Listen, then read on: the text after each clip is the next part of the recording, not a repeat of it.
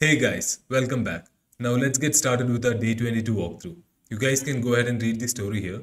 So coming to the learning objectives, understanding server-side request forgery, which different types of SSRF are used to exploit the vulnerability, prerequisites for exploiting the vulnerability, how the attack works, how to exploit the vulnerability, and mitigation measures for protection. What is SSRF? SSRF or server-side request forgery is a security vulnerability that occurs when an attacker tricks the web application into making an unauthorized request to internal or external resources on the server's behalf. This can allow the attacker to interact with the internal systems, potentially leading to data exposure or unauthorized actions. Leaving web applications vulnerable to SSRF can have profound security implications, potentially leading to unauthorized access to internal systems, remote code execution, data breaches, or the application being further compromised. Types of SSRF attack. Basic. In a basic SSRF attack, the attacker sends a crafted request from the vulnerable server to internal or external resources. For example, they might attempt to access files on the local file system, internal services, or databases that are not intended to be publicly accessible. Blind SSRF. In a blind SSRF attack, the attacker doesn't directly see the response to the request. Instead, they may infer information about the internal network by measuring the time it takes for the server to respond. In semi-blind SSRF, again, the attacker does not receive direct responses in their browser or application. However, they rely on indirect clues, side channel information, or observable effects within the application to determine the success or failure of the SSRF request. This might involve monitoring changes in the application behavior, response times, error messages, and other signs. Prerequisites for exploitation. Vulnerable input points. Web applications must have input fields susceptible to manipulation, such as URLs or file upload functionalities. Lack of input validation. The application should have adequate input validation or effective sanitization methods, allowing an attacker to craft malicious requests. How does SSRF work? Identifying vulnerable input. The attacker locates an input field within the application that can be manipulated to trigger server-side requests. This could be a URL parameter in the web form, an API endpoint, or request parameter input such as a referrer. Manipulating the input. The attacker inputs a malicious URL or other payloads that cause the application to make unintended requests. This input could be a URL pointing to an internal server, a loopback address, or an external server under the attacker's control. Requesting unauthorized resources. The application server, unaware of the malicious input, makes a request to the specified URL or resource. This request could target internal resources, sensitive services, or external systems. Exploiting the response. Depending on the application's behavior and the attacker's payload, the response from the malicious request may provide valuable information such as internal server data, credentials, system credentials or information, or pathways for further exploitation. Using SSRF to hack the command and control server. Detective Frost checked the C2 against known vulnerabilities, but none worked.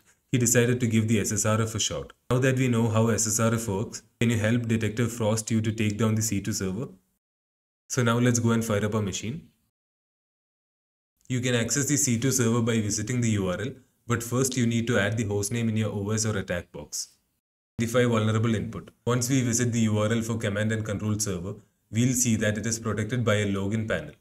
MexKiddy's pentester team have launched different types of automated and manual scans to gain access, but all in vain. For a target to be exploitable enough through SSRF, we need to use some vulnerable input to forge the request to the server. Sometimes these requests can be found through scanning, viewing source code, or other documentation logs. Manipulating the input.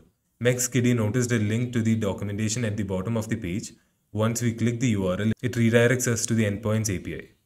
Now that we have some URLs, we can try SSRF attacks against it.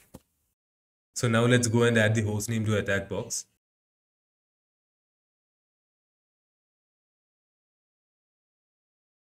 So now let's copy this. Now let's paste it here.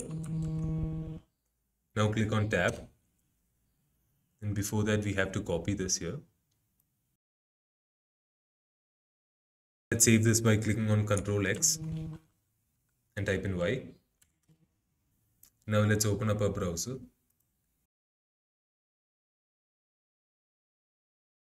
So now let's click on this. Requesting the unauthorized resources. We can see that one of the endpoint takes the URL as a parameter. If an infected agent URL is provided to it, it will fetch the files from the infected agent. But what if we change the URL parameter to a different IP and try to access any other file? So as you can see here, URL is being taken as a parameter here. Exploiting the response. We notice that if we change the URL parameter to any other files on the host, we can still fetch the file. A URL like this will fetch the contents of the index.php. How many requests can I make in 1 minute? There is no limit in the number of requests and you can make as many requests as you want. Is there any IP or protocol whitelisting enabled? Currently, we have not enabled any whitelisting and you can use any protocols like HTTP, file, FTP, etc. What is the file name that contains all the important credentials? Config.php is the file that contains the default credentials for the dashboard. So now let's make this request. Let's copy this. The file scheme, when used in a URL, typically references local files on a computer or file system. For example, a URL like this is often used to access a file located on your local file system. Usually an attacker can access sensitive files like ECT/password and connection strings to take control of the C2 panel. So right now we are in the index.php file of the web server. This is not normally visible to us. Earlier in the documentation, we read that config.php has the credentials. It should probably be in the same root folder. Let's check it out. So now let's try to access the etc password file. So this file in the earlier versions of Linux used to hold the passwords, but as of now it doesn't. Here you can see the X over here. This stands as the placeholder for password. So here you can see all the different users on this machine. We can get the C2 panel's credentials by accessing the files containing the password. Then we can log in successfully to the C2 panel.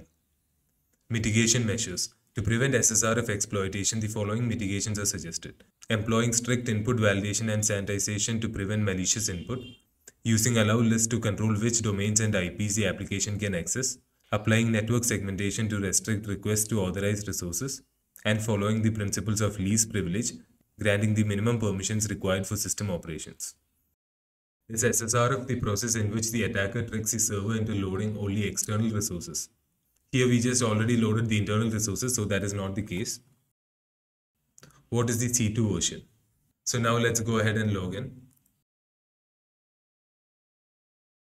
So here we have a version. Let's copy this. What is the username for accessing the C2 panel? So that was megready. What is the flag value after accessing the C2 panel? So here we have a flag. Let's copy this. What is the flag value after stopping the data exfiltration from MexKitty's computer? So let's click on remove here. So here we have a flag. Let's copy this. So now we have successfully completed day 22 walkthrough. Thank you for watching my video and stay tuned for more.